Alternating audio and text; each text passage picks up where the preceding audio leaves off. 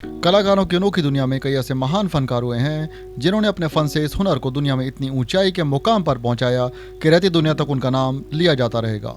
एक ऐसी अदाकारा जिसने सफलता के मुकाम पर पहुंचते हुए एक ऐसा फैसला लिया कि अपनी जन्मभूमि के लिए अपनी कर्म भूमि का त्याग कर दिया।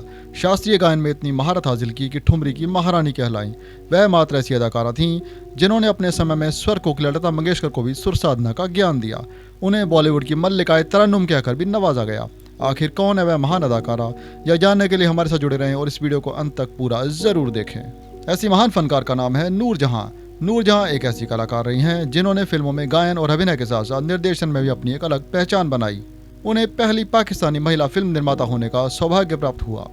नूरजहां का जन्म 21 सितंबर 1926 को पाकिस्तान के एक पंजाबी शहर कसूर में हुआ। इनके पिता का नाम इमदाद अली और माँ का नाम फतेह बीबी था। इनका बचपन का नाम अल्लाह रखी वसाई था, लेकिन आगे चलकर यह नूरजहां के नाम से प्रसिद्ध हुई। नूरजहां अपने 11 भाई बहनों में से एक थीं। इनका जन्म एक मिडिल क्लास फैमिली में हुआ था और इनके माता पिता थिएटर के कलाकार थे। इनका जीवन बड़े ही संघर्षपूर्ण माहौल से होकर गुजरा, लेकिन नूरजहां ने काफी मेहनत और लगन से अपना जीवन संगीत और कला जगत को समर्पित किया और आगे चलकर एक ऐसे सुनहरे इतिहास की रचना की जो कि कला जगत की आने वाली पीढ़ी को प्रेरणा देती रहेगी। इनकी जिंदगी की कहानी को बयां करने से पहले हम आपको इनकी निजी जिंदगी से भी रूबरू करवा देते हैं। इनका जन्म पाकिस्तान के एक पंजाबी शहर में हुआ और वहीं इन्होंने संगीत, अभिनय और पढ़ाई को पूरा किया। इन्होंने अपने जीवन में 3 विवाह किए। इनका पहला विवाह शौकत हुसैन रिजवी से सन 1942 में हुआ, लेकिन यह रिश्ता ज़्यादा समय तक निभ नहीं सका और 1953 में इनका तलाक हो गया। इनके दूसरे शौहर का नाम इजाज दुर्रानी है। इनका निकाह सन 1959 में हुआ और इनके साथ भी 1970 में तलाक हो गया। इसके बाद इनका निकाह यूसुफ खान से हुआ जो कि एक फिल्म एक्टर थे। नूरजहां के बारे में यह भी कहा जाता है कि वह एक अच्छी अदाकारा होने के साथ साथ अपनी पर्सनल जिंदगी में काफ़ी रंगीन मिजाज थीं। उन्हें कुदरत ने भला की खूबसूरत तो बनाया ही था, लेकिन साथ ही उन्हें एक दिल फेंक औरत भी कहा जाता है। नूरजहां अपने समय में युवा दिलों की धड़कन हुआ करती थीं। इन्होंने अपनी अदाओं से कितनों के दिल तोड़े और कितने घर फूंके, इसका अंदाजा लगाना तो मुमकिन नहीं है। इनके बारे में यह भी मशहूर हुआ था कि जब साल 1998 में इनको दिल का दौरा पड़ा तो इनके एक मुरीद और पाकिस्तानी पत्रकार खालिद हसन ने लिखा था कि दिल का दौरा तो उन्हें पड़ना ही था। पता नहीं कितने दावेदार थे उसके और पता नहीं कितनी बार वह धड़का था उन लोगों के लिए जिन पर मुस्कुराने की इनायत की थी उन्होंने। जवां है मोहब्बत, हंसी है ज़माना, लुटाया है दिल ने। अब हम आपको बताते हैं कि नूरजहां ने सफलता की इन बुलंदियों को कैसे हासिल किया। नूरजहां को बचपन से ही गायन और अभिनय का बहुत शौक था। चूंकि घर का माहौल भी सिनेमा जगत से जुड़ा हुआ था, तो इस वजह से नूरजहां का रुझान भी इसी तरफ होने लगा। इनका कंठ बहुत सुरीला था, इस कारण इनके माता पिता ने इनको 6 साल की उम्र से ही शास्त्रीय संगीत की शिक्षा लेने के लिए उस्ताद गुलाम मोहम्मद खान साहब के पास भेज दिया। कहा जाता है कि इनकी गायकी में गजब का सुरीलापन था। उस्ताद गुलाम मोहम्मद खान ने इनकी इतनी गहरी रुचि को देखते हुए इनको अपनी एक और शागिर्द बेगम अख्तरी बाई फैजाबादी के पास भेज दिया। वहां से इन्होंने शास्त्रीय गायन में इतनी महारत हासिल की कि इन्हें छोटी उम्र में ही ठुमरी की महारानी कहा जाने लगा। इस उम्र में इन्होंने अपनी 3 बहनों के साथ एक थिएटर में इकट्ठा गाया। इनके गायन को तभी से पसंद किया जाने लगा। इसके बाद नूरजहां को उस्ताद बड़े गुलाम अली खान साहब के पास भी संगीत सीखने का मौका मिला। इनके बारे में यह भी कहा जाता है कि जब यह बचपन में रोती थीं तो उसमें भी सुरों की लहरें सुनाई पड़ती थीं।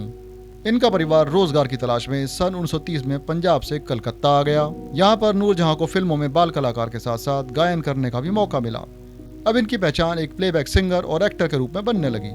इन्होंने सन 1935 में एक पंजाबी फिल्म पिंड दी कुड़ी के लिए एक फोक गीत लंग आजा पतन चनादा यार गाया। इस गीत से इनको बहुत पसंद किया गया। इसके बाद सन 1936 में इनकी फिल्म मिस्र दा सितारा से भी इनको काफ़ी पहचान मिली।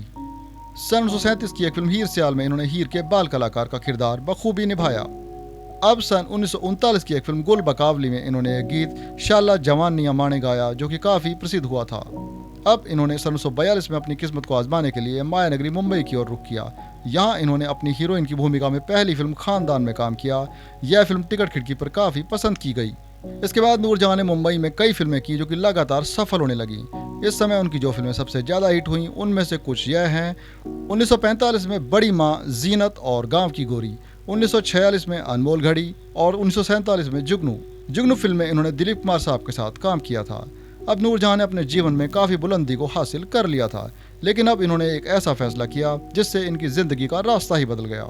सन 1947 में भारत की आज़ादी के बाद भारत ने बहुत कुछ खोया था और अब ऐसा ही फिर हुआ। एक और अनमोल नगीना भारत की सरजमी को छोड़कर पाकिस्तान जा रहा था। नूरजहां ने मुंबई को छोड़कर पाकिस्तान जाने का फैसला किया। इस पर उन्होंने यह कहा कि वह अपना भविष्य का जीवन अपनी जन्मभूमि पर ही बिताना चाहती हैं। भले ही उनकी कर्मभूमि यानी कि मुंबई ने उन्हें सफलता का खिताब दिया था। अब वह अपने परिवार के साथ अपने वतन पाकिस्तान में चली गईं। इन्होंने अपने जीवन काल में सन 1930 से लेकर 1998 तक हिंदी, पंजाबी, उर्दू और सिंधी में लगभग 10,000 गाने रिकॉर्ड किए। अपने इस जीवन काल में उन्होंने कई तरह के पुरस्कार भी प्राप्त किए। इन्हें मल्लिका तरन्नुम यानी कि क्वीन ऑफ मेलोडी का खिताब भी दिया गया और 15 बार बेस्ट फीमेल प्लेबैक सिंगर का निगार अवार्ड भी दिया गया। वर्ष 1965 में पाकिस्तान द्वारा तमगाए इम्तियाज और 1996 में सितारा इम्तियाज से भी नवाजा गया। नूरजहां के 91वें बर्थडे पर गूगल ने उनके लिए एक डूडल जारी किया जिसमें नूरजहां एक माइक पर गाते हुए दिख रही हैं। इनके गाए कुछ गीत जो कि आज भी पसंद किए जाते हैं, उनमें से 1945 की फिल्म अनमोल घड़ी में से जवां है मोहब्बत, आजा मेरी बर्बाद मोहब्बत के सहारे, आवाज़ दे कहाँ है और 1952 की फिल्म दुपट्टा में से चांदनी रातें। यह गीत नूरजहां की मीठी आवाज़ की याद दिलाते हैं। चांदनी रातें, चांदनी रातें। भारत से जाने के बाद भी इनकी गायकी का असर बॉलीवुड पर एक लंबे समय तक छाया रहा है। इनके गाए गीतों को अपने अंदाज में भारत के कलाकारों ने बखूबी निभाया है।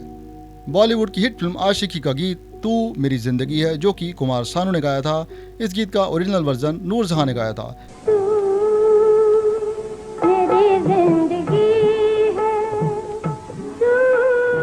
अपने गायन और अभिनय से इस दुनिया में इतना नाम और शोहरत कमाने के बाद 23 दिसंबर सन 2000 को यह महान अदाकारा इस जहां को अलविदा कह गई। इनकी मौत कराची, पाकिस्तान में दिल का दौरा पड़ने से हुई।